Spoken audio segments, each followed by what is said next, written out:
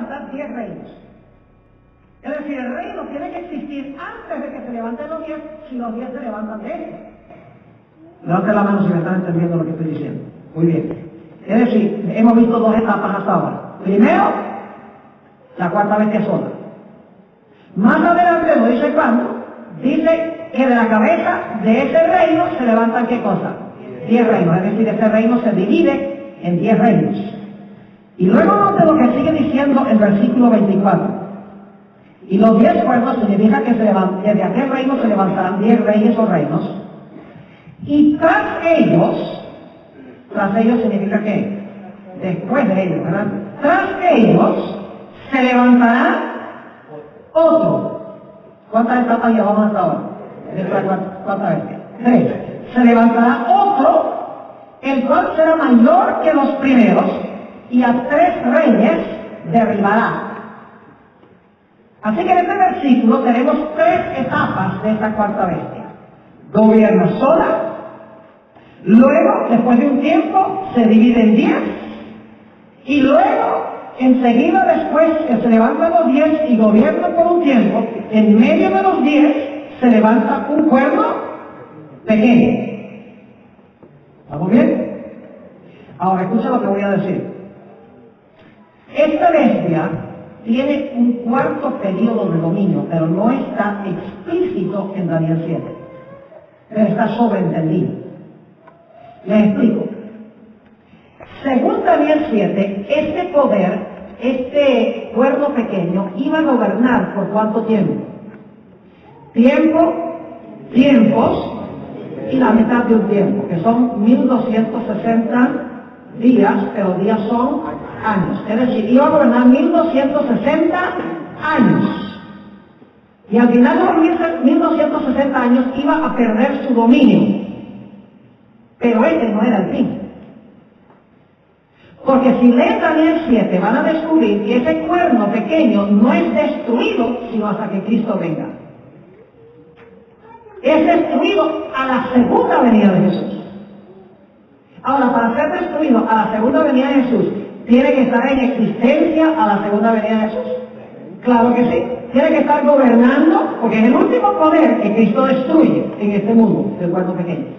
Significa entonces que en Daniel 7 está sobreentendido que cuando este cuerno pequeño gobierna 1260 años y luego se le quita su dominio, ese no es el fin. Porque existe cuando Cristo venga. Quiere decir que va a recuperar su ¿qué? Después de los 1260 años va a recuperar su dominio para estar en existencia cuando Jesús venga, para que Jesús lo pueda destruir. Ahora, eso no está explícito en Daniel 7. Pero sí está implícito, porque si va a existir cuando Cristo venga y Cristo lo va a destruir, porque es el poder que está gobernando, se sobreentiende que va a tener una segunda etapa de dominio después de los 1260 años. Es decir, la cuarta bestia tiene 4 periodos consecutivos de dominio. El dragón solo, el dragón luego se retoña 10 cuernos, es decir, ese imperio se divide en 10. Luego, en medio de los 10, se levanta un cuerno pequeño, pasan 1260 años, al final de los 1260 años, obviamente pierde su dominio, porque si no lo hubiera perdido, gobernaría más que 1260 años. Pierde su dominio, y luego, entonces, tiene que recuperarlo porque va a estar en existencia cuando Jesús venga, para que Cristo lo destruya. 4 etapas de dominio en Daniel 7. Ahora, quiero que notemos algunas características en cuanto a este cuerno. Vayan conmigo a Daniel 7 y el versículo 25. Daniel 7 y el versículo 25. Dice, y hablarán palabras contra el Altísimo. ¿Qué va a hacer el cuerno? Va a hablar palabras contra el Altísimo. Y a los santos del Altísimo quebrantará. Las palabras son blasfemias. Dicho sea de paso, las palabras de que habla contra el Altísimo se identifican en Apocalipsis como blasfemias. Es decir, va a hablar blasfemias contra el Altísimo. Va a perseguir a quienes, a los santos del Altísimo, y ahora escuchen bien, y pensará, otras versiones dicen, intentará Tal vez pensará es una buena traducción. Pensará cambiar dos cosas. Cambiar los tiempos y la ley. Y serán entregados en su mano hasta tiempo y tiempos y la mitad de un tiempo. Ahora noten las características. 1, blasfemas. 2, persigue a los santos. 3, piensa que puede cambiar los tiempos. 4, piensa que puede cambiar la ley. Y 5, domina por 1000, por tiempo, tiempos y la mitad de un tiempo. Dicho sea de paso, tiempo es un año.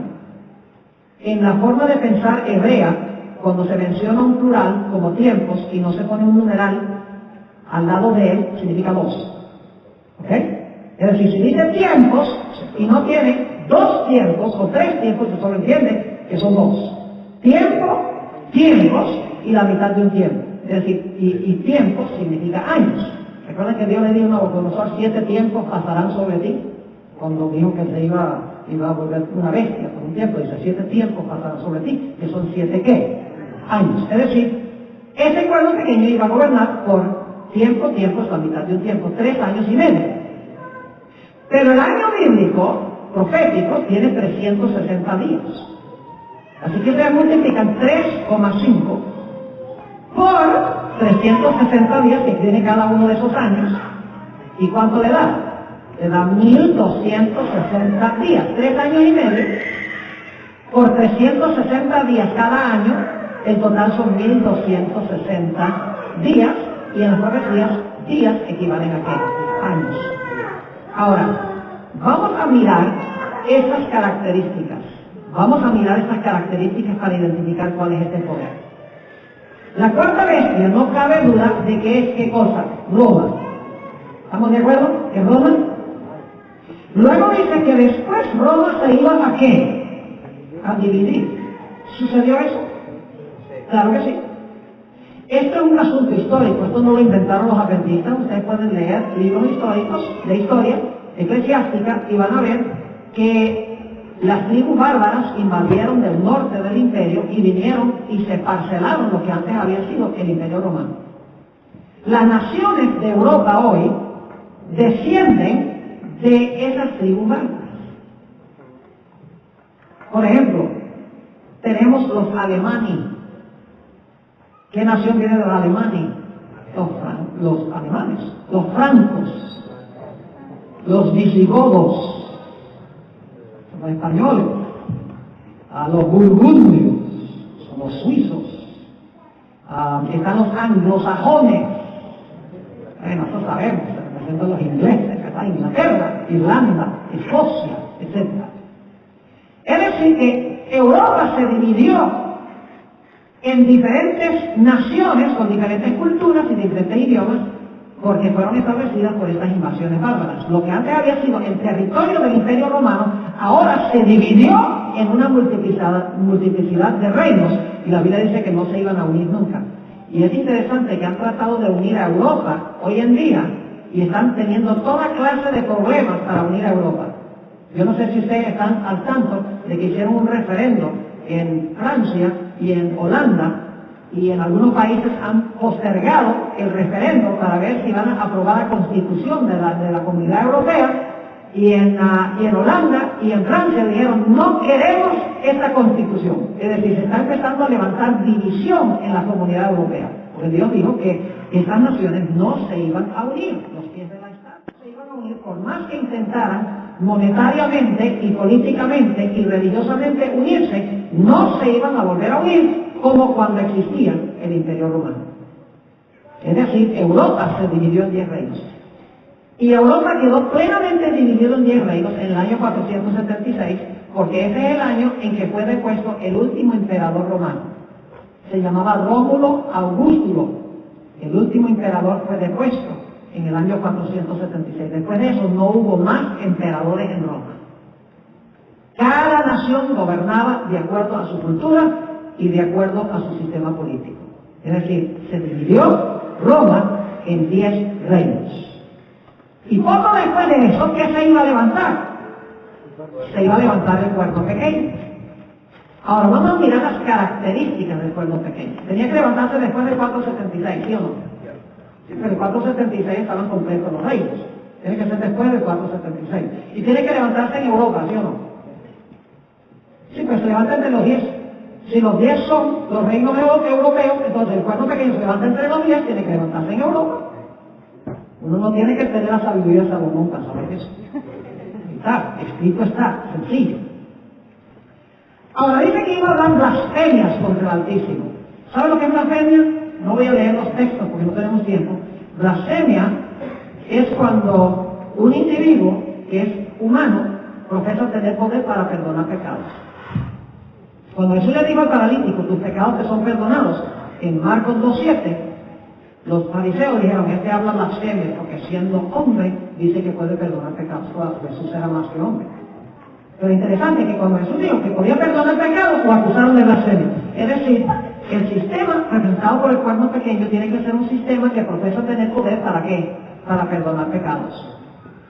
Otra característica de blasfemia es en Juan el capítulo 10, a donde otra vez acusaron a Jesús, porque Jesús dijo, yo y el Padre uno somos. Y le recogieron piedras para tirárselas. Y Jesús dice, ¿por qué me van a apedrear? Dicen, por blasfemia, porque tú siendo hombre te haces Dios. Blasfemia también es cuando un hombre profesa ser Dios. Vicarious Filii Dei, podríamos decir. Ahora, dice también que iba a perseguir a los santos del Altísimo. Yo pregunto, ¿la Iglesia Católica profesa tener poder para perdonar pecados? ¿El sacerdocio católico? Claro que sí. La Iglesia Católica profesa que el Papa es el representante de Dios en la tierra. Inclusive hay citas donde dicen que es Dios en la tierra. Tengo citas de teólogos católicos donde dicen que Él es otro Dios en la tierra. Interesante. Ahora dice que iba a perseguir a los santos del Altísimo durante los 1260 años. La Iglesia Católica tiene una historia de ser perseguidora. ¿Han oído hablar alguna vez del santo oficio de la Inquisición? Era un oficio, pero de santo no tenía nada. Donde la Iglesia usaba el poder del Estado para perseguir a los que discrepaban con ella. Cualquiera que no estaba en armonía, sus creencias no estaban en armonía con la Iglesia, estaba en problemas. O lo quemaban en la estaca, o lo echaban allá a la cárcel, o lo torturaban para lograr que renunciara a su fe. La Iglesia fue la que hizo eso. Esta Iglesia, la Iglesia romana. Y luego dice que iba a pensar cambiar los tiempos. Ojalá tuviera tiempo de hablarles de eso. Tengo una serie de temas que se llama Rapto, Milenio y las 70 semanas, donde hablo de cómo la Iglesia Católica cambió el calendario profético de Dios como se halla en las profecías de Daniel y Apocalipsis. Cuando en 1517 se levantaron Lutero, Calvino, Zwingli, los grandes reformadores, ellos estudiaban estas profecías como las estamos estudiando esta noche. Y decían, mire, clarito las profecías indican de que el cuerno pequeño y la bestia es la Iglesia Católica. Ellos mismos decían, estaban viviendo en ese tiempo. Las características lo demuestran. Que se llama Luis de Alcázar, de Sevilla, en España, poco después del Concilio de Trento, y escribió un comentario largo de 900 páginas sobre el libro de Daniel y de Apocalipsis, y dijo, esa profecía del cuerno pequeño, eso no se aplica a la Iglesia papal. Dice, ese cuerno pequeño fue un individuo que se llamaba Antíoco Epífanes, quien vivió 165 años antes de Cristo y sacrificó un cerdo en el templo de Jerusalén. Y arguyó de que el cuerno pequeño se había cumplido en el lejano pasado. Y decía que la bestia de Apocalipsis 13 representaba a Nerón. Y lo arguyó de una forma muy interesante. Eso se llama preterismo. Para quitarle los ojos al cumplimiento del cuerno pequeño en el pasado, proyectó el cumplimiento al pasado, para que la gente no pudiera ver el cumplimiento presente en su época.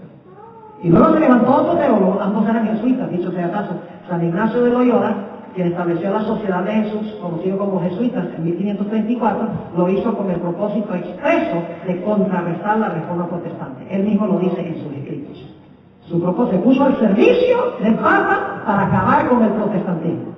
Y se levantó otro teólogo, Francisco Rivera, de la Universidad de Salamanca, también en España, y escribió un comentario también, a donde dijo, la profecía del cuerno pequeño y de la bestia no se cumplió allá con Antíoco Epífanes y con Nerón, sino que el cuerno pequeño y la bestia representan un hombre malévolo que se va a levantar en el Medio Oriente cuando se construya el templo de Jerusalén. Es decir, que ese poder no existe hoy, no se ha levantado, se va a levantar en los últimos 7 años de la historia del planeta Tierra. Así que, si se va a levantar en aquella época, significa que no se está cumpliendo ahora. Y si se cumplió con Antíoco Epífanes, significa que nada tiene que ver con nosotros ahora. Esto está documentado en esa serie de temas que yo tengo, doy referencias históricas para mostrar que estos dos teólogos, cuando dicen que cambiaron los tiempos, la palabra tiempo en la Biblia tiene que ver con eventos proféticos, con el calendario profético de Dios. Por ejemplo, los discípulos le preguntaron a Jesús, le dicen, ¿ha llegado el momento en que restaures el reino a Israel? Y Jesús le dijo, no es para vosotros saber los tiempos y las razones que el Padre tiene bajo su control, básicamente está diciendo. Es decir, no es para ustedes saber si ese evento profético se va a cumplir ahora o no, pero Jesús se refirió a los eventos proféticos con la palabra tiempos y razones. Y el dominio del cuerno pequeño se describe como tiempos y la mitad de un tiempo. Es decir, la palabra tiempos se refiere al calendario profético de Dios. Cuando dice que ese cuerno pequeño iba a pensar cambiar los tiempos, lo que está diciendo es que iba a tratar de cambiar la comprensión de las profecías. Y lo hizo a través del preterismo y el culturismo, quitando el dedo acusador de la Iglesia Católica y apuntándolo a Antíoco Epífanes o a un anticristo por allá al final de la historia que nada tiene que ver con la Iglesia romana. Así que históricamente se cumplió esto. Luego dice que iba a pensar cambiar ¿qué cosa? La ley. La ley. La Iglesia Católica profesa haber cambiado la ley. Ustedes lo pueden leer en sus escritos. No lo dicen los protestantes, lo dicen los mismos católicos. Ellos dicen, nosotros, por la autoridad que nos dio Jesús a la iglesia, hemos cambiado el sábado al domingo, como día de reposo. Aunque en la Biblia, ellos dicen, en la Biblia no hay ninguna indicación del cambio. El cambio fue hecho por la autoridad de la iglesia, dicen ellos. Y no solo eso, si ustedes miran los catecismos católicos, muchos de ustedes han sido católicos en el pasado y están muy bien versados en catecismo, por lo menos si hicieron la primera comunión y estudiaron bien la teología católica, ustedes saben muy bien que en el catecismo no aparece el segundo mandamiento de la ley de Dios. El mandamiento que dice no te harás imagen ni te inclinarás a ella, ese mandamiento en los catecismos desaparece. Aunque está en la Biblia católica. Pero los catecismos lo sacan. Y dicen, bueno, es que lo sacamos porque el primer mandamiento lo incluye, no tendrás dioses ajenos delante de mí. Pero ¿cómo se atreven a sacar un mandamiento que está en la ley de Dios y no meterlo al catecismo? Y claro, ustedes saben por qué lo sacan. Porque la Iglesia Católica está llena de imágenes. Y la gente se inclina ante esas imágenes. No les conviene tener eso ahí.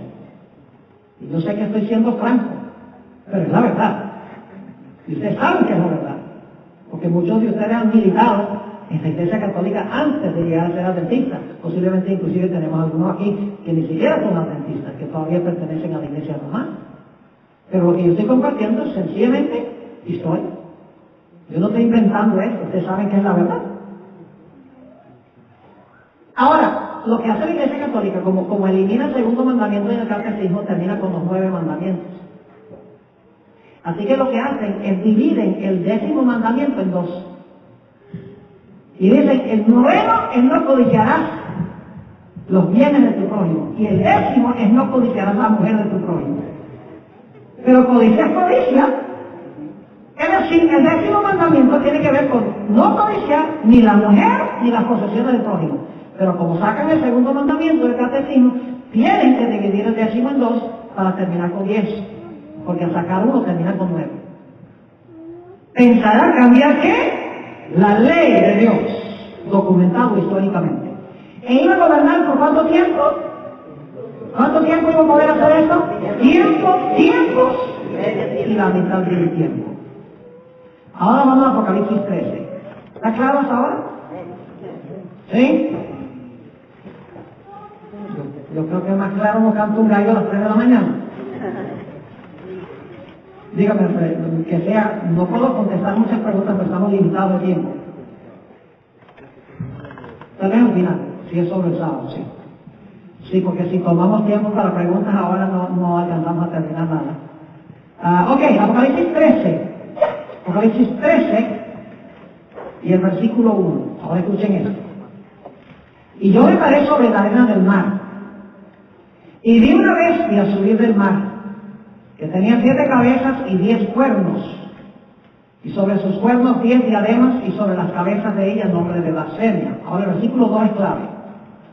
Y la bestia que vi era semejante a un leopardo, y sus pies como de oso, y su boca como boca de león, y el dragón le dio su poder y su trono y grande potestad.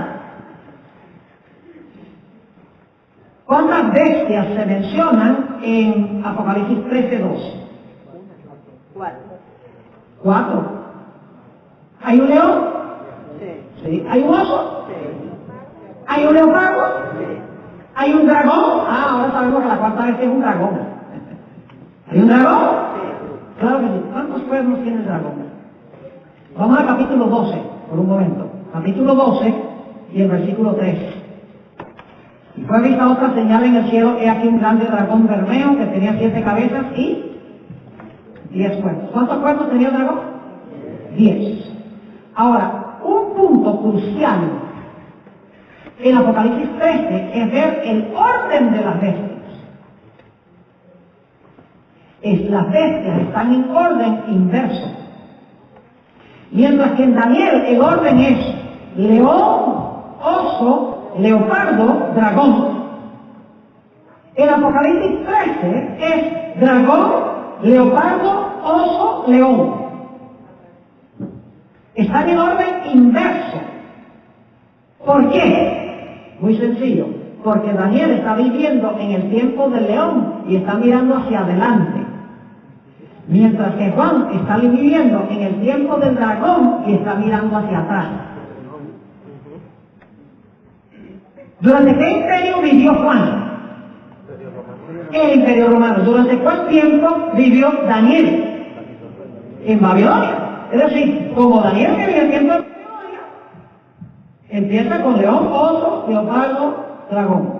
Pero como Juan está viviendo en el periodo del dragón, entonces tiene uno en orden inverso: dragón, leopardo, oso, león. Ahora, esta bestia de Apocalipsis 13 es el mismo cuerno pequeño de Daniel 7. Vamos otra vez al versículo 2, se lo voy a comprobar. La bestia que vi era semejante a un leopardo, y sus pies como de oso y su boca como de león.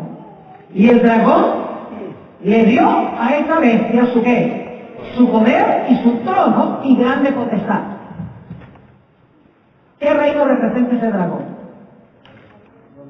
Cuando dice que el dragón le dio su poder, su trono y grande potestad. Es Roma. Y usted dice, ¿cómo sabemos que es Roma? Vamos al capítulo 12, a donde aparece el dragón por primera vez. Se ve, el dragón de Apocalipsis 13:2 es el dragón de Apocalipsis 12. Ahora, no tenga Apocalipsis 12 y el versículo 1. Y una grande señal apareció en el cielo, una mujer vestida del sol y la luna debajo de sus pies. Y sobre su cabeza una corona de 12 estrellas. Esta mujer representa ¿qué cosa? La iglesia. Y es la iglesia del Antiguo Testamento. Porque cuando Juan la ve, todavía no ha nacido el bebé. ¿Y quién es el bebé? Jesús. Como Jesús todavía no ha nacido la mujer, entonces la mujer es la iglesia, el pueblo de Israel, que va a traer al mundo a Jesús. Versículo 2.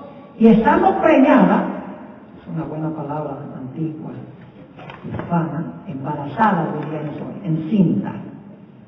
Suena más bonito, ¿verdad? Encinta, que preñada. Y estando leo como dice aquí, preñada, clamaba con dolores de parto y sufría tormentos por parir. ¿Qué tiene en el vientre? Un bebé. Y el bebé está por nacer. ¿Quién es ese bebé? Note que el versículo 5. Y ella parió un hijo varón. La única clase de hijo que yo conozco es varón. Esto está conectando con Génesis 3:15. Ese es otro tema para otro día. Pero tenemos los 4 elementos de Génesis 3:15 aquí. Hay una serpiente, que es el dragón. Hay enemistad, porque el dragón quiere matar al niño. Hay una mujer y hay una simiente. Este es el comentario sobre Génesis 3:15. El cumplimiento de Génesis 3:15. Dios dice, va a mandar una simiente, nació de mujer, que te va a aplastar la cabeza y va a batallar contigo. Aquí tenemos la descripción de la batalla. Cuando el bebé, la mujer, tiene la simiente en su vientre, el dragón, que es la serpiente antigua, está enemistado y quiere matarlo. Dice, y parió un hijo varón, el cual había de regir toda la gente con vara de hierro, y su hijo fue arrebatado para Dios y a su trono. Es decir, cuando venció, se fue a dónde? Ya estudiamos eso. ¿Se fue a dónde? Al cielo. ¿Hubo una buena recepción allá? Oígame, qué cosa tan tremenda la que estudiamos el sábado a la mañana. ¡Qué fiesta hubo en el cielo! Aquí está hablando de eso. Fue arrebatado para Dios y a su trono. Solo que en el capítulo 4 todavía no ha llegado al trono, porque hay uno solo ahí. Pero aquí dice que fue al trono. Cuando llegó, estaba ahí con el Padre. Es decir, el bebé es Jesús. Ahora, noten el versículo 3. Y fue vista otra señal en el cielo, he aquí un grande dragón bermejo, que tenía 7 cabezas y 10 cuernos, y en sus cabezas 7 diademas, y su cola arrastraba la tercera parte de las estrellas del cielo, las echó en tierra, y el dragón se paró delante de la mujer que estaba para parir, a fin de devorar a su hijo cuando hubiese nacido. Ahora pregunto, ¿quién se paró al lado de Jesús para devorarlo cuando naciera? ¿Quién fue? ¿Puedes repetir la pregunta? ¿Quién fue el que se paró al lado de la mujer para devorar a Jesús cuando naciera? ¿Fue Satanás? ¿O fue Herodes? ¿Fue Roma o fue Satanás? Roma. El poder civil de Roma. Porque Satanás lo hizo a través de un rey romano, Herodes. Entonces yo pregunto, ¿cuándo gobernó el dragón? ¿Cuando nació quién? Cuando nació Jesús. ¿Cuál es el imperio que estaba gobernando cuando nació Jesús? Roma. Entonces, ¿quién es ese dragón que le dio su poder a la vez? Roma. ¿Está claro o no? Sí. No es complicado estudiar estos versículos. No es tan difícil cuando uno lleva la secuencia así, paso a paso, metódicamente. Y cuando uno hace eso con gente católica, un pentecostal, etc., ve la luz. ¡Wow! Sí, mira la secuencia, está clarito, trazado, los poderes, uno tras otro. No hay forma de entender mal este asunto cuando uno estudia la secuencia. Así que el dragón es Roma que trata de matar a Jesús cuando nace. Y ahora dice que el dragón le da a la bestia, ¿su qué? Su poder, su trono y grande potestad. Ahora, vamos a comparar con Daniel 7. Daniel 7 hay un dragón. El dragón luego le salen 10 cuernos y luego se levanta un cuerno pequeño. En Apocalipsis 13 tiene un dragón. El dragón tiene ¿cuántos cuernos? 10 cuernos y le da su poder ¿a quién? A la bestia. Entonces, el cuerno pequeño es lo mismo que ¿qué? Lo mismo que la bestia. Porque tiene un dragón, 10 cuernos, cuerno pequeño. Dragón, 10 cuernos, bestia. El cuerno pequeño es la bestia. Por si acaso algunos no lo tienen claro, vamos a mirar algunas de las características. Noten Apocalipsis 13 y el versículo 7, 6 y 7. Y abrió su boca. ¿El cuerno pequeño abrió la boca? ¿Qué hablaba grandeza en la boca del cuerno pequeño? Sí. Hablando de la bestia. Y abrió su boca en blasfemias contra Dios. ¿La bestia habló blasfemias contra Dios? ¿El cuerno pequeño también? Claro que sí. Noten el versículo 7.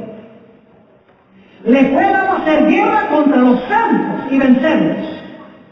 ¿Cuánto pequeño hizo eso? ¿La bestia también? ¿Cuánto tiempo gobernó la bestia? Versículo 5.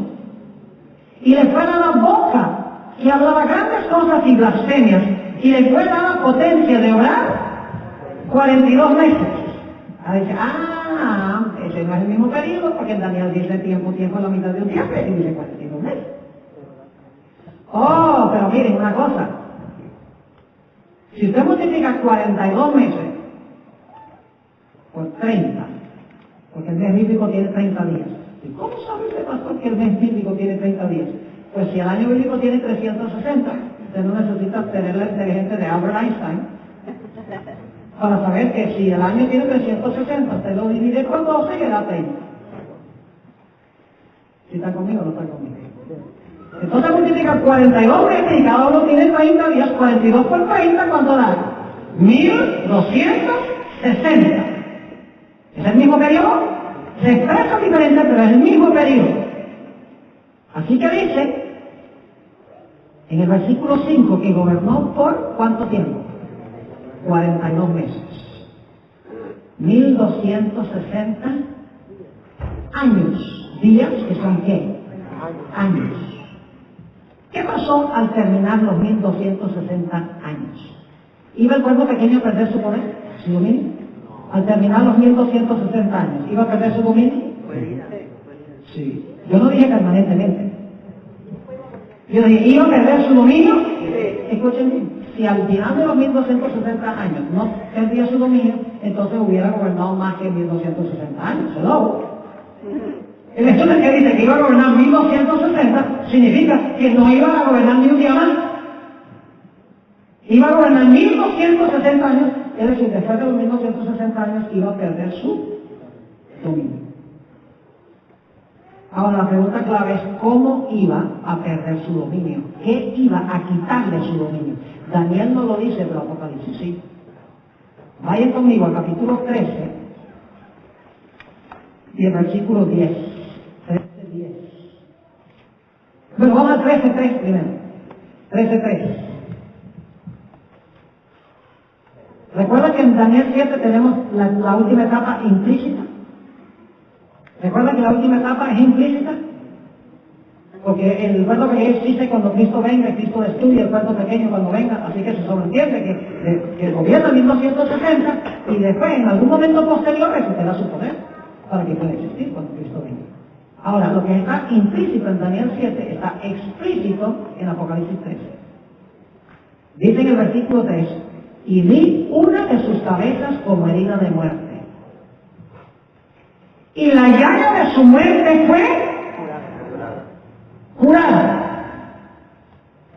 Y se maravilló toda la tierra en pos de la bestia. ¿Cuántas etapas de dominio tiene la bestia? No el dragón. ¿Cuántas etapas de dominio tiene esta bestia? 2.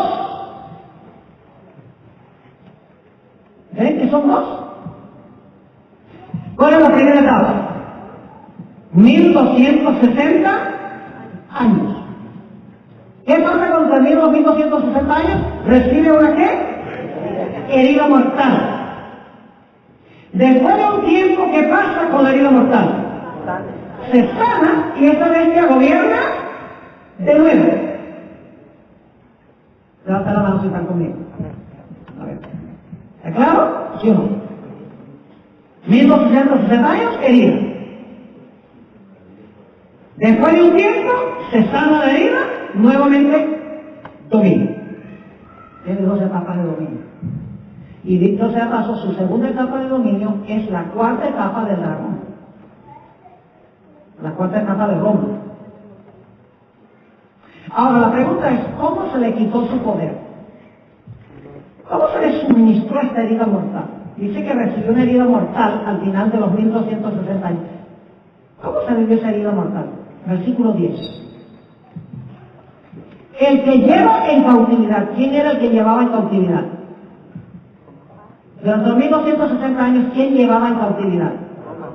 Roma papal. El que lleva en cautividad, va en cautividad. ¿Está claro? El que cautivaba al pueblo de Dios, ahora ¿qué iba a pasar con él? Lo iban a llevar cautivo a él también. Y ahora escuchen esto. El que a espada matare, es necesario que a espada sea muerto. ¿Qué fue lo que le dio la herida mortal a esta bestia? No, que según el texto, dice que es Francia, pero según el texto, ¿con qué se le dio la herida a esta bestia? Con la espada. Fue herido de muerte ¿con qué? Con la espada. ¿Qué representa la espada? Siempre que hago esa pregunta, la gente da siempre la misma respuesta. Ya no aprendieron después de ayer. Escuchen, la Biblia no le dio mortal al papado en 1798. Antes la Revolución Francesa mató a la Biblia. Según Apocalipsis 11. En vez de la Biblia matar a ese sistema, Francia le suministró una herida mortal a la Biblia. Claro, la Biblia luego resucitó, según Apocalipsis capítulo 11. Además de eso, escuchen bien, el papado usaba la Biblia para matar a los santos. ¿Ah, sí? ¿El papado mataba a los hijos de Dios con la Biblia? No. Pero aquí dice que el que mata con la espada, el papado mataba ¿con qué? Con la espada. Y el papado no mataba a los santos con la Biblia. Si hubiera seguido la Biblia, no lo mata. El que mata con la espada, es necesario que la espada lo que lo mate a él. La espada aquí no es la Biblia. La espada representa otra cosa. Y ustedes dicen, ¿qué representa? Vamos a Romanos 13. Romanos 13. Desarrollamos estas tradiciones adventistas. Y decimos la tradición dicta. Lo tenemos que estudiar. No podemos conformarnos nada más con lo que siempre se ha enseñado. Ahora, no significa que lo que siempre se ha enseñado está equivocado. La mayoría de lo que se ha enseñado está correcto. Pero no por eso no debemos indagar y cerciorarnos de que está correcto. ¿No les parece? La misma hermana White dijo, examinen mis escritos, compárenlos con la Biblia para ver si yo enseñé de acuerdo a la Biblia. Ahora, si la hermana White dice eso, pues debemos hacer eso con todas nuestras creencias. Noten Romanos 13 y el versículo 1 al 4. Toda alma se someta a las potestades superiores. ¿Quiénes son las potestades superiores? No, las potestades superiores aquí no es Dios, ni son los ángeles.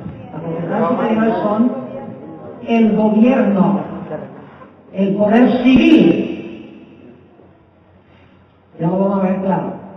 Toda alma se somete a las potestades superiores porque no hay potestad sino de Dios y las que son de Dios son ordenadas. Así que el que se opone a la potestad, es decir, el que se opone al gobierno o al poder civil, a la ordenación de Dios resiste. Y los que resisten ellos mismos ganan condenación para sí. Porque los magistrados no son para temor al que bien hace, sino al malo. Porque los bienes, los magistrados. ¿Quiénes son los magistrados? Los gobernantes. Porque los magistrados no son para temor al que bien hace, sino al malo. ¿Quieres pues no tener la potestad, si quieres no tenerle miedo al poder civil o al gobierno? Haz lo bueno y tendrás alabanza de ella. Porque es ministro de Dios para tu bien. Mas si hicieras lo malo, teme, porque no en vano lleva él la espada. ¿Quién lleva la espada? El poder civil. ¿Está claro o no está claro? La espada la lleva el poder civil, los magistrados, los gobernantes llevan la espada. Quiere decir entonces que cuando en Apocalipsis 13 dice que la espada le dio la herida al papado, significa que ¿quién le dio la herida? El poder civil. El poder civil. Yo pregunto, ¿fue eso exactamente lo que pasó con el papado? Yo pregunto, ¿el papado usaba la espada para matar a los santos? ¿Usaba el poder civil para matar a los santos durante los 1260 años? Usted habla con algunos católicos y le dicen, la Iglesia Católica persiguió y mató a muchos de los hijos de Dios. Y ellos dicen, no, no fuimos nosotros, fue el gobierno.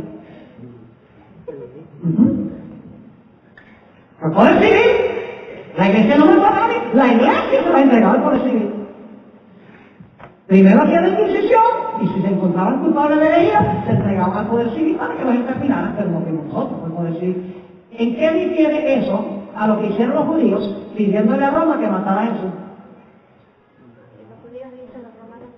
Sí, los judíos dicen, no fuimos nosotros, los romanos fueron los que lo crucificaron, sí, pero ellos se lo entregaron a los romanos. La Iglesia Católica, durante la Edad Media, se unió con el poder civil, y todavía está unido con el poder civil, que sea caso. Y usaba al poder civil para matar a los que discrepaban con él. Usaba la espada para perseguir y matar. Pero dice aquí que al terminar los 1260 años, la espada del poder civil que había usado el papado para matar a los hijos de Dios, ahora esa espada iba a acabar con el papado. ¿Pasó así o no pasó así? 1798, 10 de febrero. Exactamente 1260 años después que el papado recibió su poder en febrero del año 538. Cuando los ostrogodos fueron expulsados de Roma. Y ahora el Papa podía ocupar el puesto de gobernante absoluto de Roma. Solo en febrero del año 538, cuando los ostrogodos que gobernaban a Roma fueron echados de Roma, ahora el obispo de Roma, que se conoció como el Papa, ahora podía gobernar allí en Roma. Febrero. Entró a la Capilla Sistina, a donde estaban celebrando el aniversario de la accesión de Pío VI al trono papal.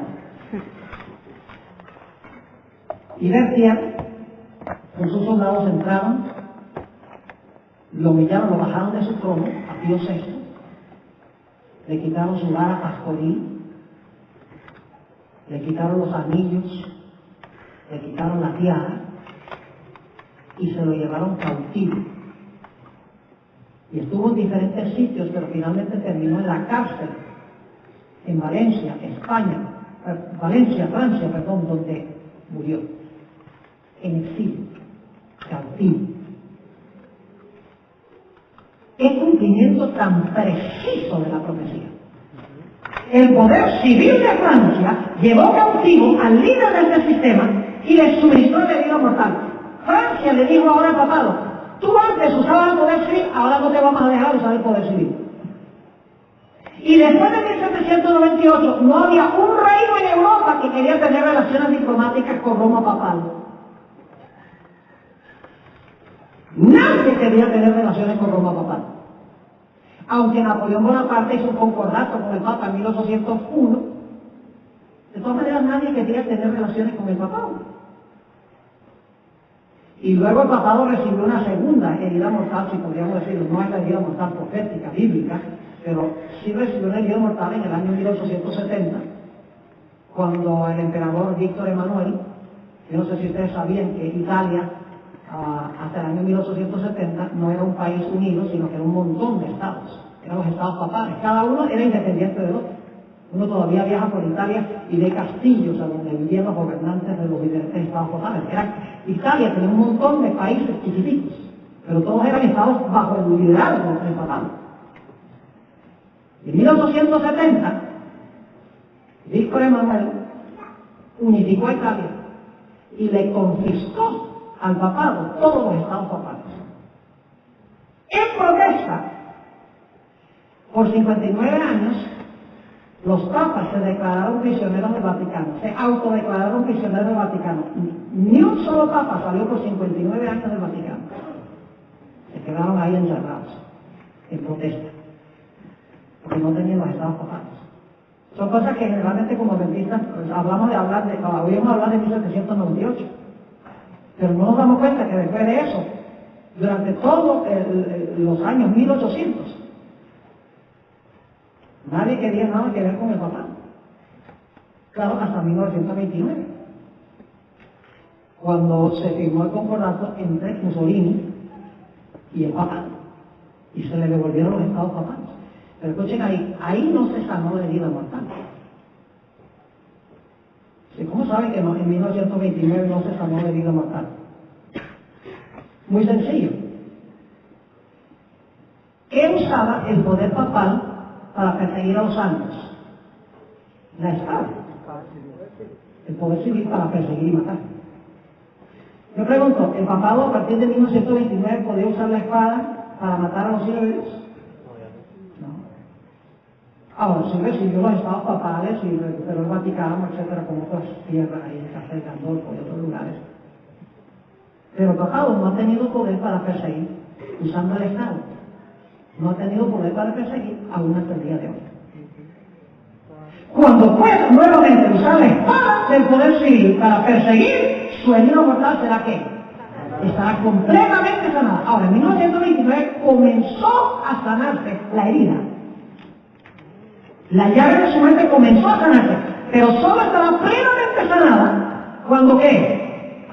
Cuando el poder papal nuevamente recupere la espada para perseguir al pueblo de Dios. Ahora, ¿vamos bien hasta ahora? El tiempo se acabó. Y todavía falta hablar de esta segunda vez.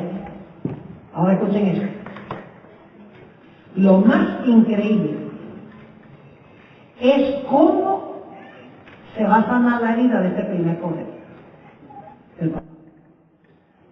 Es una historia súper triste, incomprensible. ¿Cómo es que la herida se va a sanar? Saben que después de hablar de que el que lleva en cautividad va en cautividad, el que mata con la espada, es necesario que la espada sea muerto. En el siguiente versículo se levanta otra bestia de la tierra. ¿Y saben lo que esta bestia dice? Primero tiene dos cuernos como de ¿qué? Cordero. Tiene dos cuernos como de cordero, pero termina hablando como un ¿qué? Como un dragón. ¿Qué representa el dragón? Roma. ¿Satanás y qué? Roma. ¿El dragón es Roma? Sí. ¿Satanás no es de Roma? Ahora, si esta segunda vez que habla como un dragón, debe ser que habla como quién? Como Roma. Ustedes no están conmigo, ¿verdad? Ahora, ¿saben lo que representan los dos cuernos como de cordero? En Apocalipsis aparece la palabra cordero 29 veces. Siempre la palabra cordero se aplica a Jesús. Esta segunda bestia que se levanta de la tierra dice que tiene dos cuernos como de cordero. Es decir, tiene algo relacionado con Jesús. Ahora, ¿qué representan esos dos cuernos como de cordero? Generalmente nosotros decimos que representa dos principios sobre los cuales se fundó los Estados Unidos. El principio de libertad civil y libertad religiosa, la separación de iglesia y de Estado. Eso es lo que generalmente hemos enseñado, y yo creo que tenemos razón. Pero escuchen bien. En las profecías, cuernos representan reinos. Es muy importante lo que voy a hablar ahora, porque nosotros generalmente sencillamente repetimos, los cuernos son dos principios sobre los cuales fue edificado Estados Unidos, punto final. Y entonces la gente nos dice, usted dice que los dos cuernos ahí son principios, ¿y por qué dice que los 10 cuernos de Daniel 7 son reinos? ¿Y cómo contestan esa pregunta? Un problema. ¿Cómo dicen que en Daniel 7 los cuernos son reinos? Y en Apocalipsis 13 los dos cuernos son principios. La respuesta es sencilla. Esos dos cuernos como de cordero son dos reinos. Si los Estados Unidos, entonces, porque esta segunda vez que los Estados Unidos, los Estados Unidos son dos reinos, no, los Estados Unidos no son dos reinos, pero los Estados Unidos fue establecido con la comprensión de que hay dos reinos. Jesús dijo, dad a César lo que es de César y a Dios lo que es de Dios. ¿Reconoció a Jesús que hay dos reinos? Civil de César y religioso de Dios. Claro que sí. Jesús también lo reconoció cuando dijo, mi reino no es de este mundo. Es decir, hay un reino en este mundo y hay otro que es el mío, que no es de este mundo. Es decir, los dos cuernos representan dos reinos que van a reconocer este poder. El reino civil y el reino religioso, pero separados. Y saben que esto es lo más increíble, cuando ustedes leen los escritos de los fundadores de este país, como James Madison, y Thomas Jefferson, y George Washington, y Benjamin Franklin, y John Adams, van a descubrir que vez tras vez en sus escritos, ellos dicen que los Estados Unidos se fundó sobre el principio de que hay dos reinos, uno civil y uno religioso, y deben mantenerse separados los dos. Se conocen como protestantismo y republicanismo. El republicanismo nada tiene que ver con el Partido Republicano.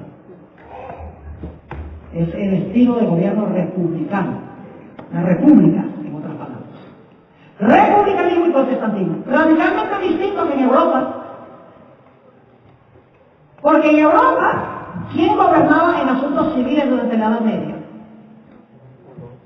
En asuntos civiles, ¿quién gobernaba? El rey. Si el rey decía a alguien salta, la persona decía Juan alto. Porque todo el poder radicaba en el rey, el que manda más. ¿La gente tenía libertad civil? No, lo que el rey decía, eso era. Ahora, en asuntos religiosos, ¿era igual? Claro que sí. ¿Sobre quién era el que mandaba del trono en asuntos religiosos? El Papa. Es decir, que en asuntos civiles había un monarca que mandaba al pueblo. Y hay que dijera que no. Y en asuntos religiosos había un monarca religioso que mandaba a la gente también, y la gente no tenía libertad de creer de acuerdo a los dictámenes de su conciencia. ¿Me explico? Los fundadores de los Estados Unidos dijeron, así vamos a hacer aquí en este país. En este país vamos a reconocer que hay el reino de Dios y el reino civil. Pero el reino civil gobierna en su esfera y el gobierno religioso en su esfera. Y va a haber democracia para que cada uno del pueblo pueda creer como ellos quieren creer. Y para que el gobierno sea del pueblo, para el pueblo y por el pueblo. Que el poder fluya de abajo hacia arriba y no de arriba hacia abajo. Y así los Estados Unidos se estableció sobre estos dos principios. Y escuchen bien, Elena G. White en El conflicto de los siglos, página 495, dice que estos dos principios, o el reconocimiento de estos dos reinos separados, constituyen el secreto del poder y la prosperidad de los Estados Unidos. El secreto de su poder y prosperidad. Y dice ella que si este país repudia esos dos principios, llevará a la apostasía nacional, y la apostasía nacional llevará a la ruina nacional.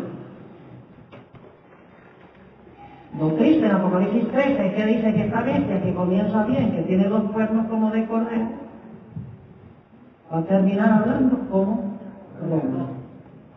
¿Y cómo hablaba Roma en la Edad Media? Usaba el poder civil ¿para qué? Para perseguir. Es decir, este país va a tener un cambio de conducta y va a empezar a hablar no como Jesús, sino que va a empezar a hablar como ¿quién? Como el dragón o como Roma. Es decir, nuevamente se va a unir el poder civil con el poder religioso. Y escuchen bien, los Estados Unidos tienen dos etapas primordiales de su existencia histórica. Tiene la época colonial y tiene la época constitucional. Esto es lo que desconocen muchas personas que emigran a los Estados Unidos, como estudian mucho la historia de los Estados Unidos, ignoran las raíces de este país. En este país tenemos el periodo colonial, cuando llegaron los peregrinos a los Estados Unidos. Estamos hablando de los peregrinos, Thanksgiving, el pavo. La gente lo que piensa es el pavo y no la historia detrás del pavo. Llegaron en 1620 los peregrinos de Europa, ¿buscando qué? Buscando libertad religiosa. Y cuando llegaron acá, a todo el mundo le quitaron la libertad religiosa. Yo no sé si ustedes saben esto, pero en la época de la colonia, usted le pagaba los diezmos al gobierno y el gobierno pagaba a los pastores. Y si usted no le pagaba los diezmos al gobierno para que le pagaran los pastores, usted terminaba con multas o en la cárcel. Pero no está mala la idea. Es en broma eso. Pero el poder civil era uña y mugre. ¿Quién sabe quién era el mugre y quién era la uña? ¿Verdad que era uno? Si usted no asistía a la iglesia el domingo, que ellos creían que era el día de reposo, le ponían una multa. Y si insistía en no asistir, lo echaban a la cárcel. Por no ir a la iglesia el domingo. En la época de la colonia de los Estados Unidos. Los que vinieron de Europa, vinieron buscando libertad y luego todos los que no estaban de acuerdo con ellos le quitaron la libertad. Porque trajeron los malos hábitos de allá. Inclusive en la colonia de Massachusetts Bay, no querían nada que ver con los cuáqueros. Una religión medio rara. Richard Nixon y dieron un decreto desterrando a 4 cuáqueros de esa colonia. No los queremos, porque no estamos de acuerdo con sus ideas religiosas. Y por decreto oficial los desterraron de la colonia de Massachusetts y ellos de todas maneras no se fueron, sino que se quedaron. ¿Saben lo que hicieron?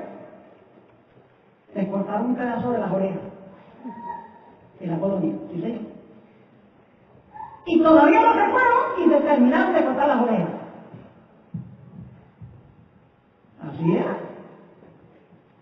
Inclusive llegó de Inglaterra Roger Williams, que yo admiro mucho, he leído mucho material de Roger Williams. Es una de las personas desconocidas. Estaba 200 años adelantado a su época. Es el único individuo,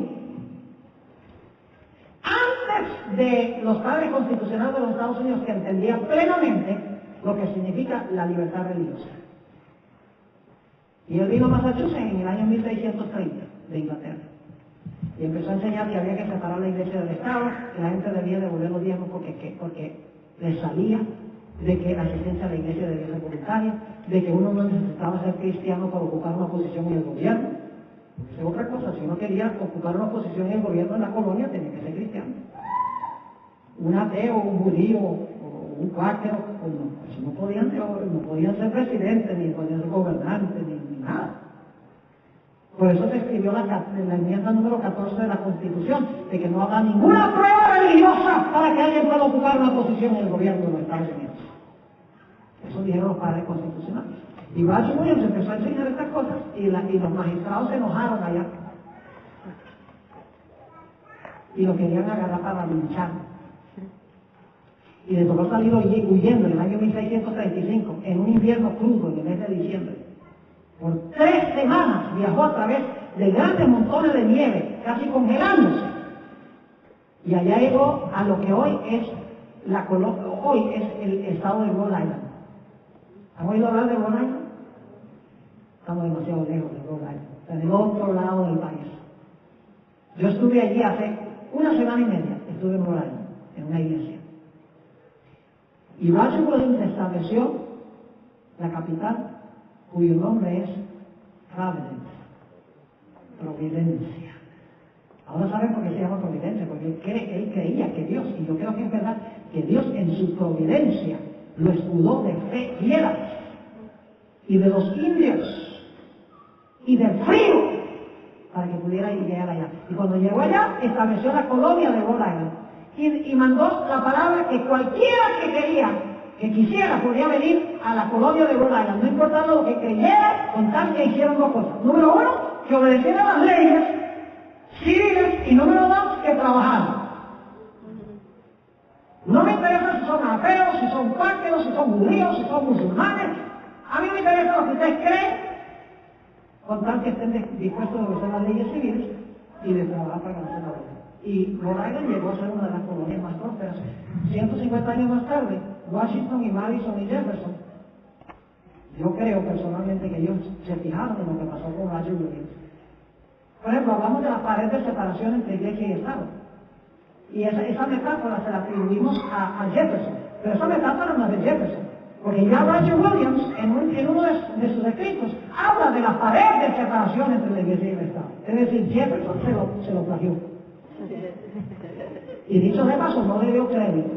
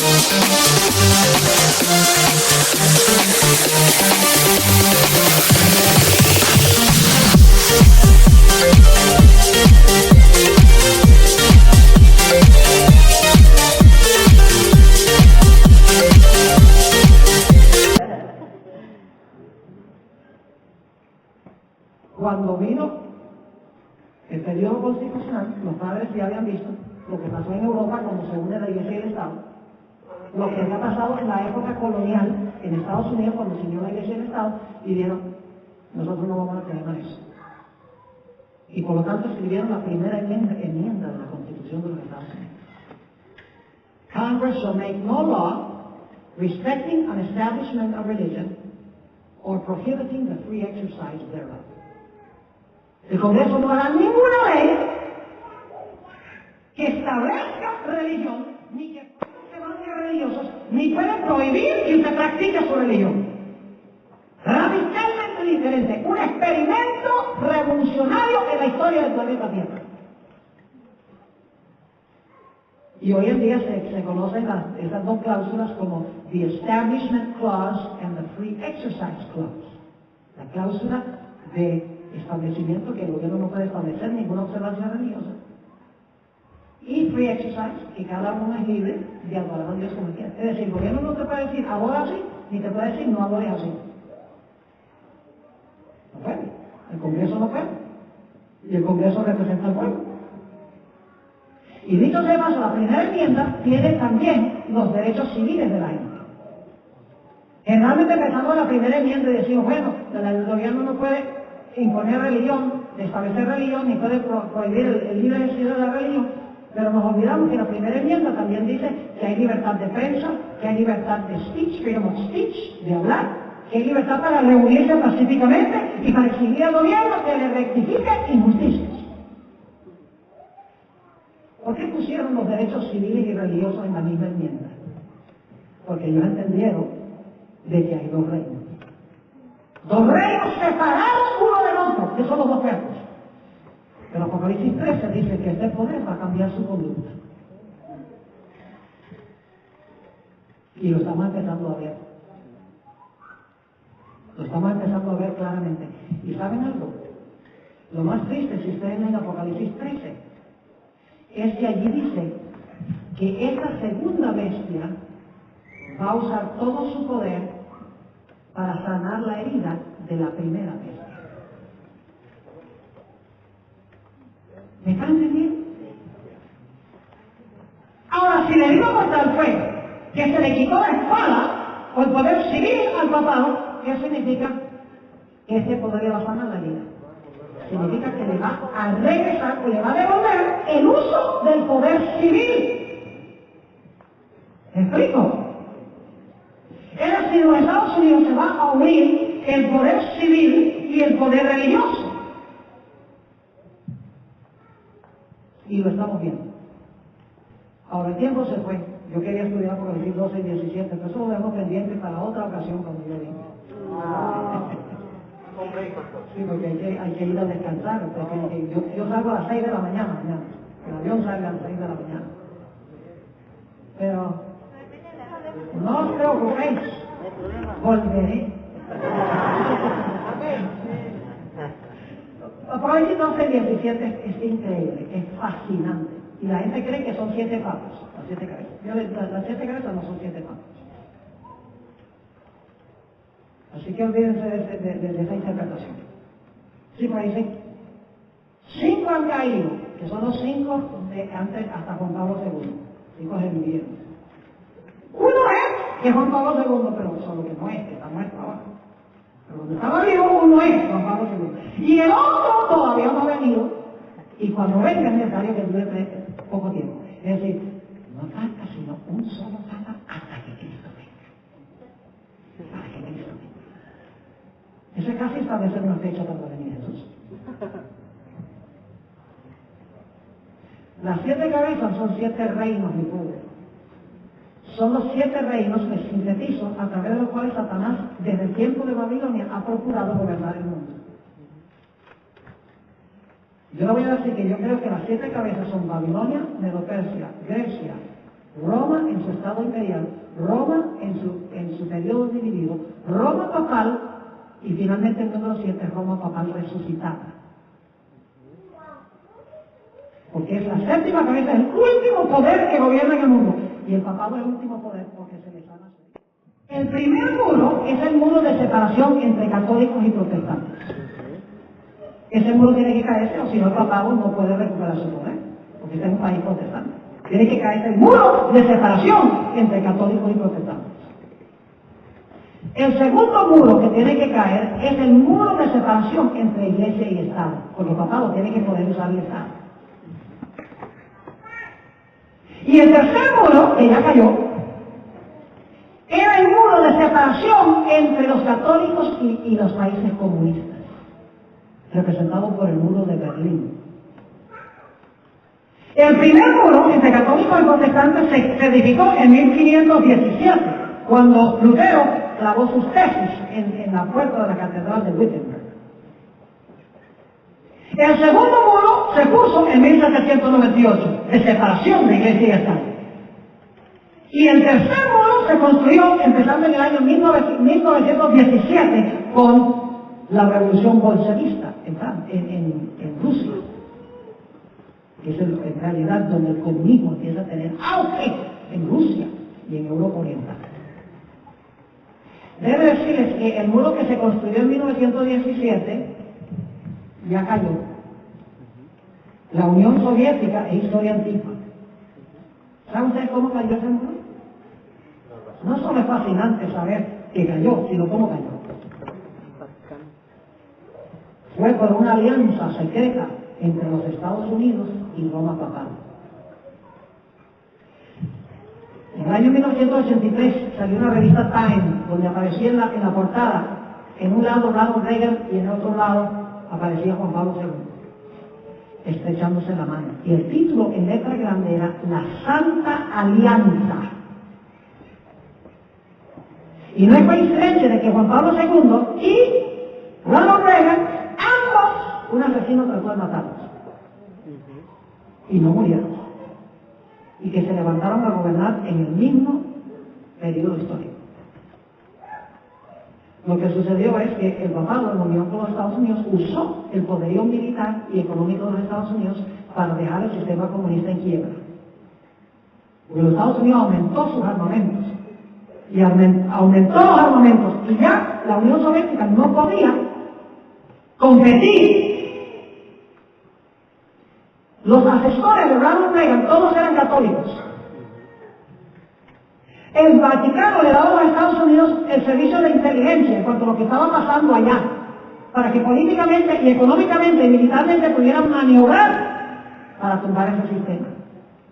Y la alianza entre el Vaticano y los Estados Unidos tumbó el muro de Berlín y tumbó el comunismo en Europa Oriental. Ese muro ya cayó. Por eso, papá, ya no hay esa barrera comunista para el papado conquistar todo lo que es Europa Oriental. El mundo se cayó ya. Nada impide que pueda recuperar su poder en todos esos países. Cuando estaba el comunismo sí había un muro. Porque había persecución contra la Iglesia Católica por parte de los comunistas. El segundo muro, el muro entre católicos y protestantes, no le quedan sino unos pocos ladrillos. Permítanme compartir con ustedes algunas cosas interesantes. El diablo es un experto lector de la historia. Él causa una cosa porque él sabe que eso va a causar una reacción contraria. Le voy a dar rápidamente la historia. En 1962 a 1965 se celebró el Concilio Vaticano II de la Iglesia Católica. Antes de eso, los protestantes eran herejes. Pero el Vaticano II invitaron a algunos protestantes para ser observadores en las deliberaciones del concilio. Y el concilio dijo, ahora los protestantes no son herejes, son hermanos separados.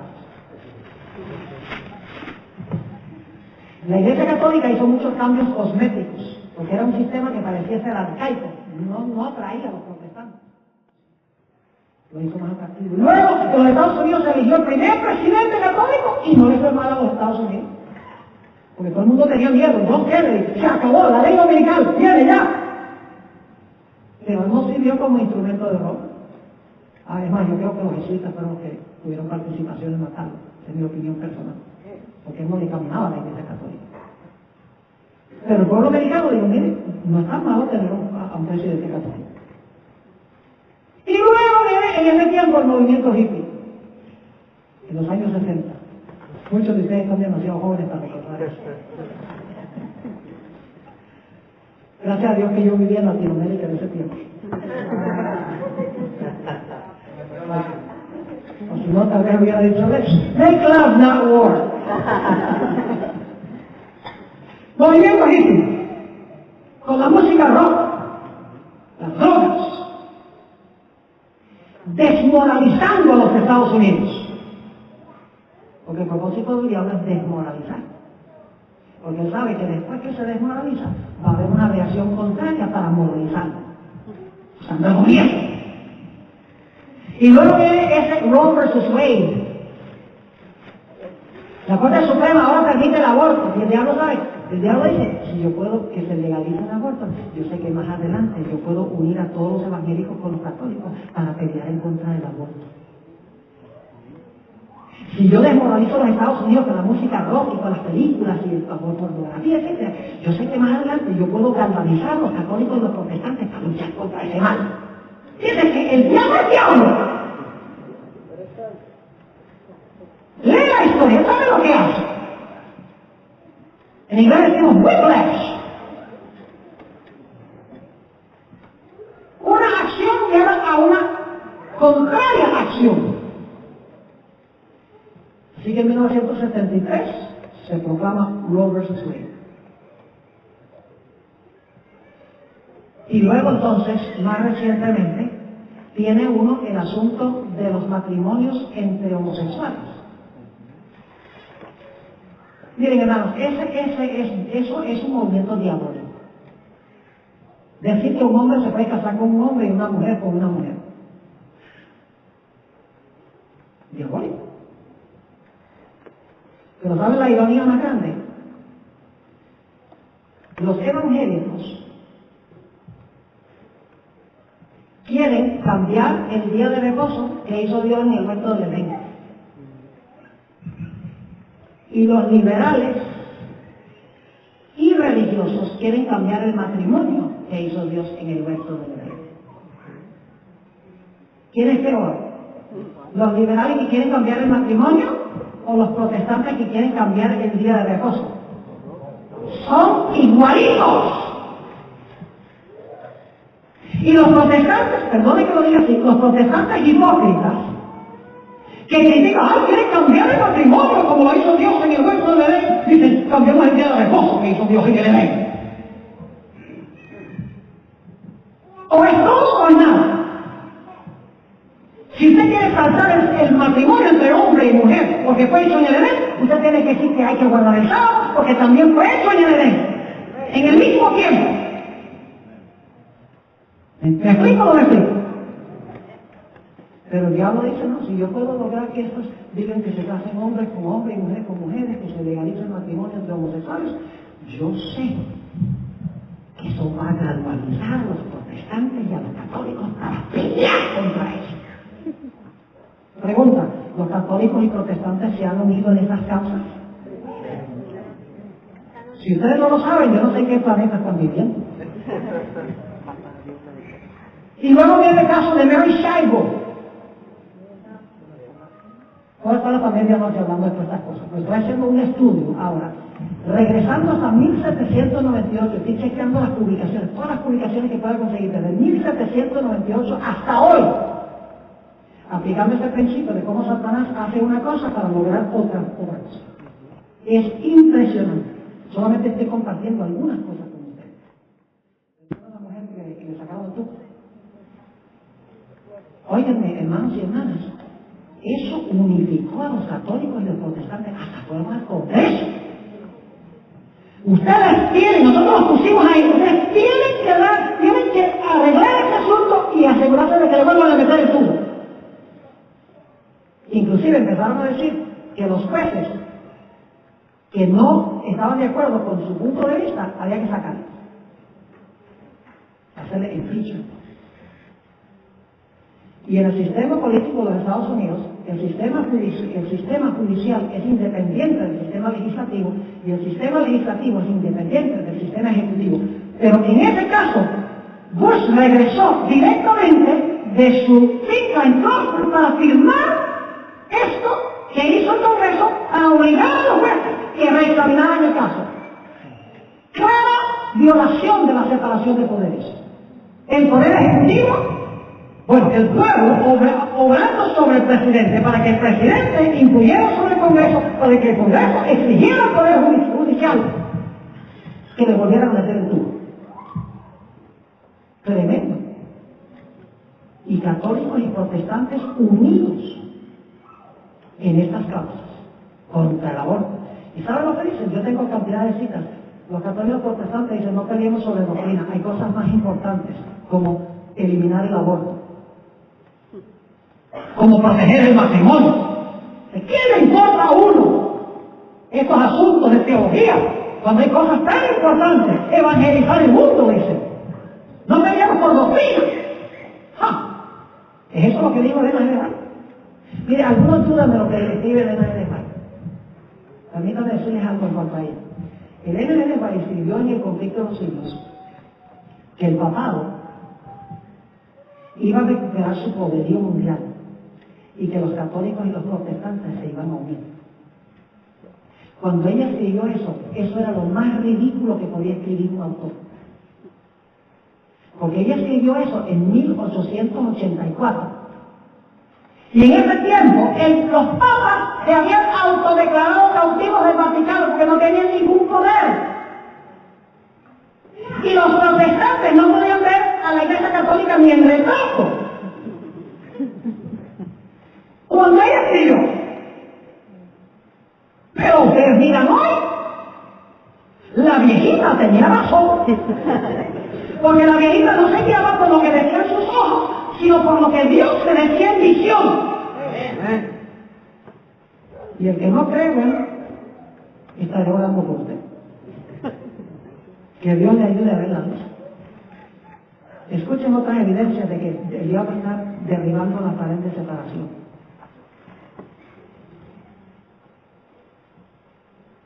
Se firmó un documento, grandes líderes protestantes y católicos firmaron un documento que se llama Evangelicals and Catholics Together, 1995. Entonces estaba Pat Robertson y otros. En ese documento que firmaron grandes líderes católicos y protestantes dijeron: no hagamos proselitismo de los miembros de una y de la otra iglesia, no ganemos conversos los protestantes de los católicos y los católicos de los protestantes. Dice: evangelicemos juntos al mundo. Y no peleamos sobre doctrina. Increíble. En 1999 se firmó un documento, los luteranos y los católicos firmaron un documento que se llama Joint Declaration on Righteousness by Faith, Declaración Conjunta sobre la Justificación por la Fe. Y en ese documento básicamente los luteranos y los católicos dijeron que la reforma protestante fue un error. Que los católicos y luteranos están de acuerdo sobre la doctrina de la justificación por la fe. Luteranos y católicos. Lutero, que se originó la reforma protestante. Ahora los luteranos están diciendo: los católicos y nosotros creemos igual sobre la justificación por la fe. Y el más grande insulto de todos fue que ese documento se firmó el 31 de octubre de 1999, el aniversario en que Martín Lutero clavó sus 95 tesis en la puerta de Wittenberg. En Augsburgo, a donde los príncipes protestaron en contra de la Iglesia Católica ante Carlos V. Insólito. Hace un par de meses apareció un artículo en la revista Time y el título es Hail Mary. Y saben, eso yo no podía creer que esto pudiera llegar a ser. Porque si hay una doctrina que ha separado a los católicos de los protestantes, es la doctrina de María. Pero en ese artículo dice que más y más los protestantes están llegando a la conclusión de que la mariología de la Iglesia Católica es correcta. Insólito lo que está pasando. Está pasando tan rápido que casi uno no puede mantenerse al día con todas las cosas que están pasando cumpliendo esta profecía. De que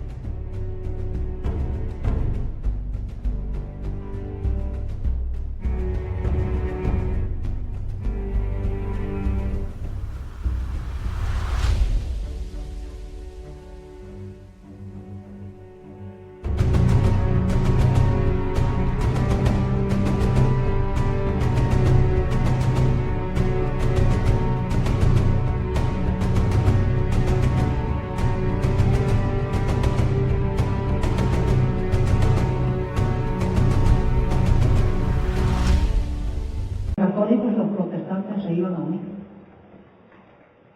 Cuando Billy Graham dice que la más grande autoridad moral del mundo era Juan Pablo II.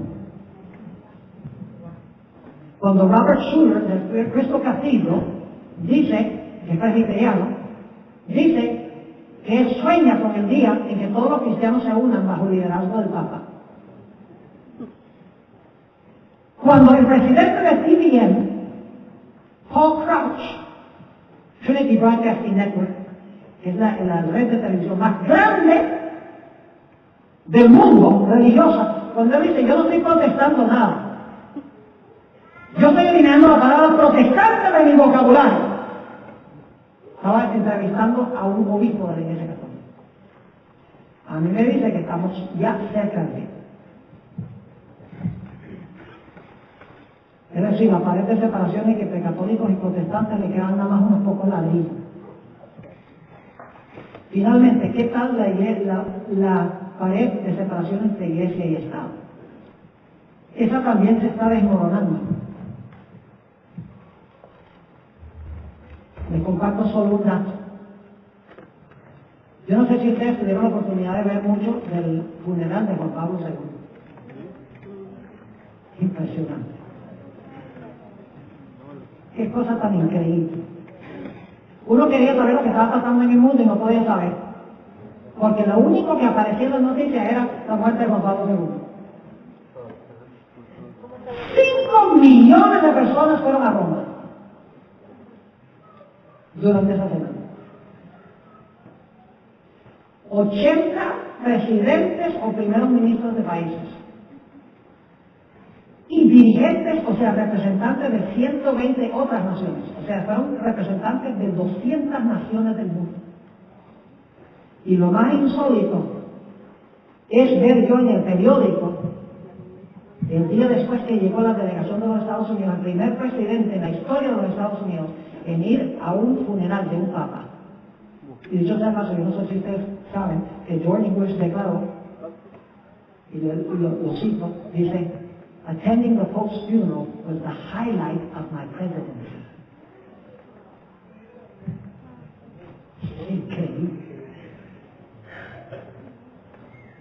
Pero ven en el periódico una foto a todo color con los 5 representantes de los Estados Unidos arrodillados delante del féretro orando.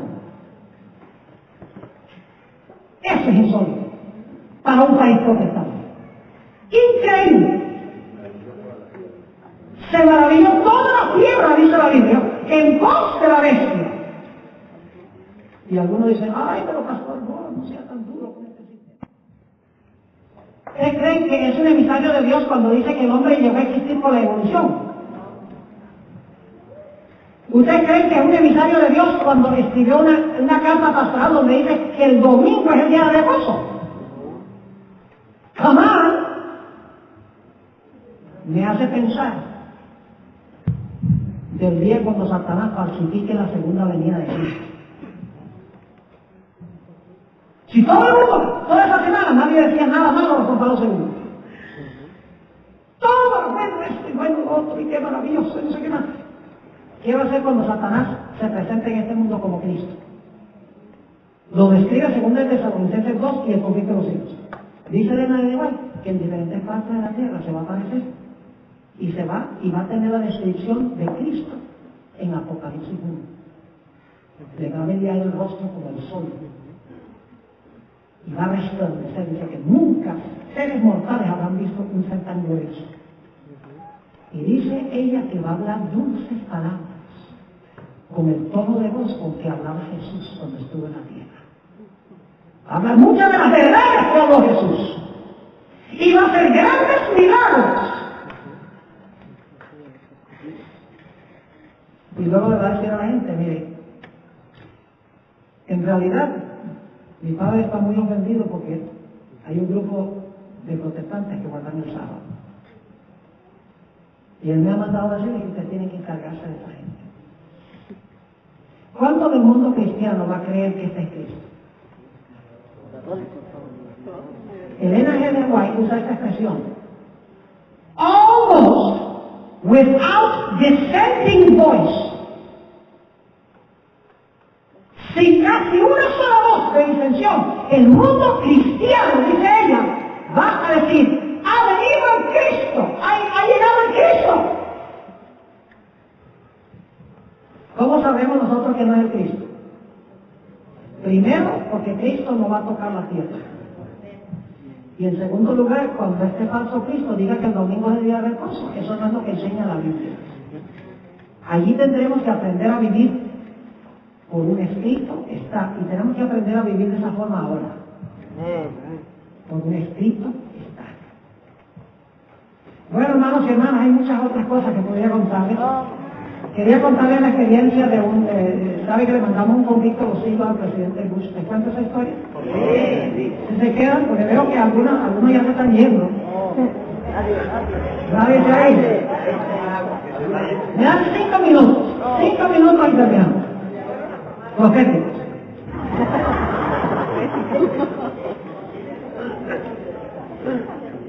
El año pasado, en el mes de febrero, yo fui a presentar una serie de temas en la ciudad de Bakersfield, que es la ciudad que queda más al sur de nuestra conferencia.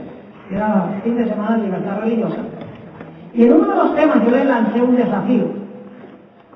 Decía, yo he soñado con el día en que alguien le envíe un conflicto a los hijos a George Bush.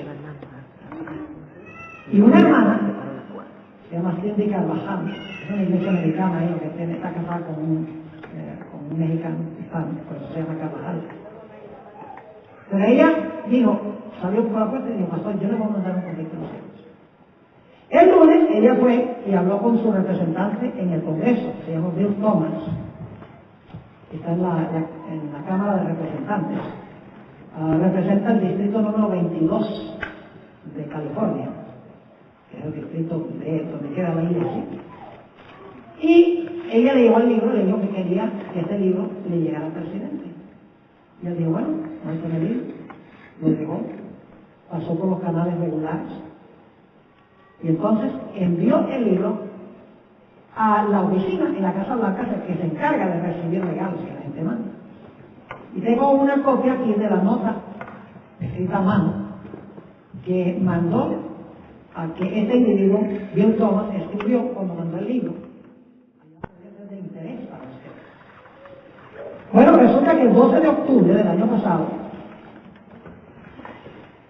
este individuo que se encarga de recibir lo que se envía a la Casa Blanca, se llama David Holmes, mandó una carta a Bill Thomas diciendo lo siguiente.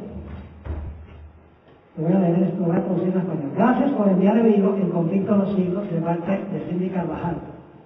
Siendo que se examina muy cuidadosamente el correo, solamente recientemente recibí su carta, porque cuando recibieron este paquete tenía que pasar por un proceso.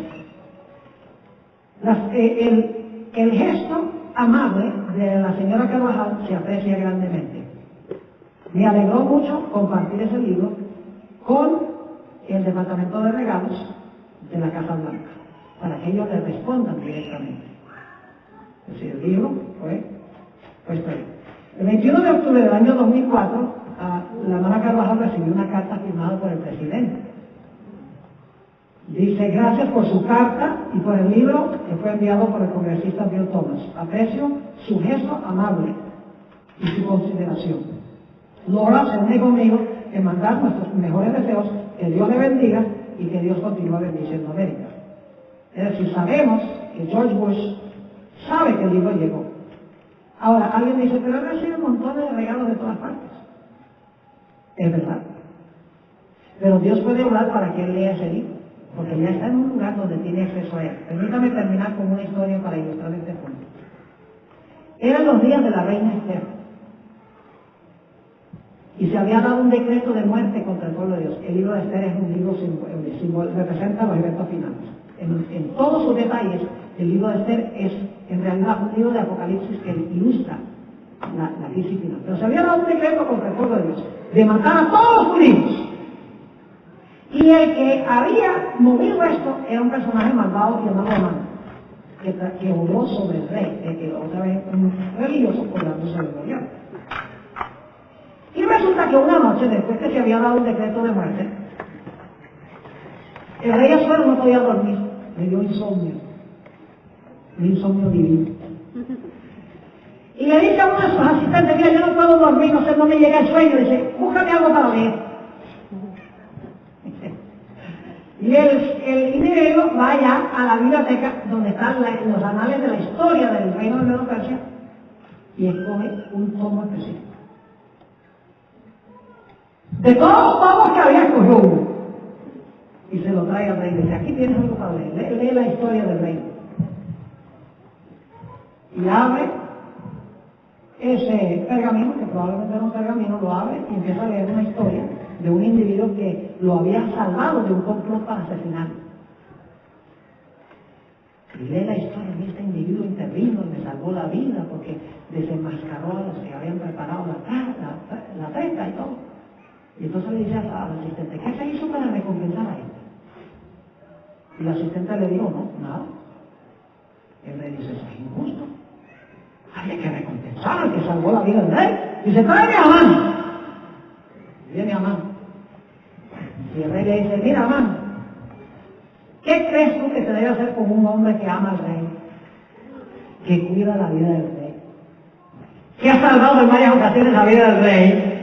Y Amán dice, ese soy yo. Y entonces Amán dice que lo sienten en el caballo del rey. Y le ponen el manto del rey, la corona del rey. Y que lo marchen por toda la ciudad y que la gente le rinda pleitesía. Y el rey le dice, haz eso con Mardoqueo.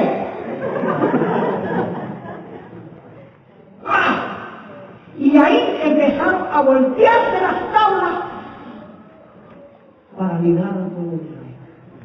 ¿Ustedes no creen que alguna noche de insomnio que le dé a George Bush no puede ir al departamento de regalos y recoger ese libro? ¿Es que hay que el Espíritu Santo no está vivo hoy? Hay que orar por eso. Ahora el libro está allí, ahora hay que orar. Hay que orar que le dé insomnio. Y que busque ese libro, aunque no le gusta leer, dice, que el Señor le dé el deseo de leer. Para que él pueda entender el camino peligroso que está siguiendo. Porque George Bush y su gente ni tienen concepción de lo que están haciendo. Porque tienen un concepto falso de profecía. George Bush tiene el concepto de que el anticristo es un individuo que se va a sentar allá en Jerusalén cuando se reconstruya el templo después del rapto de la iglesia. Y entonces no ve que el papado juega ningún papel. Por eso se reúne semanalmente con los obispos en los Estados Unidos. Por eso consulta regularmente con el Papa. Por eso fue funeral. Porque él no ve en este sistema ningún peligro. Pero si no hay conflicto de los siglos, lo ve clarito. Y yo no sé de ustedes, pero yo quiero ver a George Bush salvo en el reino. Yo quiero caminar por la calle de oro con él. Aunque no congenio con muchas de las ideas de él. Pero quiero ver a Rumsfeld ahí también. Y a Campa Lisa Rice. Quiero ver a todos ahí en el reino. Y Dios quiere que el conflicto de los siglos sirva como un instrumento para lograr eso. Bueno, hermanos y hermanas, gracias por haberse quedado. Quiero decirles que no me preguntaban cuántos cassettes, tengo cassettes, varias series todavía. Ahí no hay cassette malo. Todo ahí es bueno. Algunos me han preguntado, ¿qué serie recomiendo? Déjenme mencionar nada más algunas aquí, rápidamente, antes de tener la oración. Hay uno que se llama El Rapto del Milenio de las 70 Semanas. Esa serie es tremenda, importante, porque ahí muestro cómo la Iglesia Católica cambió el calendario profético de Dios. Y analizo el asunto del rapto, el milenio, las 70 semanas, todas las falsas ideas proféticas que tiene el mundo protestante. Cómo hablar con un pentecostal sobre estas cosas para que vea la interpretación correcta. La serie de Mateo 24, ahí hablo sobre el 9-11, las implicaciones de lo que pasó en 9-11. Hay una serie buenísima que se llama